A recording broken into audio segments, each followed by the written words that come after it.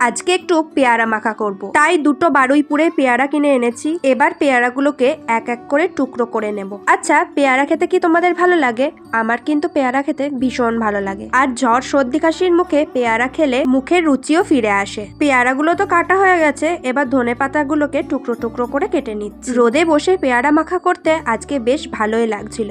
পেয়ারাটার মধ্যে ধনেপাতা কুচনোগুলো দিয়ে দিলাম। এবার স্বাদ মতো বিট লবণ দিলাম। তারপর দিলাম কাসুন্দি। কাসুন্দি তো আমার শুধু শুধু খেতেও ভালো লাগে, সাথে রুটির সাথেও খেতেও ভীষণ ভালো লাগে। পরে অবশ্য একটু ঝাল ঝাল করার জন্য লঙ্কার গুঁড়ো অ্যাড করেছিলাম। ঝালটা আমি একটু অ্যাভয়েডই করি, কিন্তু আজকে মনে হলো ঝাল ঝাল পেয়ারা খাই, কারণ আমার ভীষণ ঠান্ডা লেগেছে আর মুখের রুচিটাও ঠিকঠাক নেই। তাই মুখে রুচি ফেরানোর জন্য এত সুন্দর করে পেয়ারা মাখাটা করলাম। পেয়ারা মাখা করতে গেলে আমার স্কুলের দিনগুলোর কথা মনে পড়ে যায়। 5-10 টাকার পেয়ারা মাখা কিনে সব বান্ধবীরা মিলে ভাগ করে খাওয়ার মজাই আলাদা ছিল। আসলে দিনগুলো দারুণ ছিল।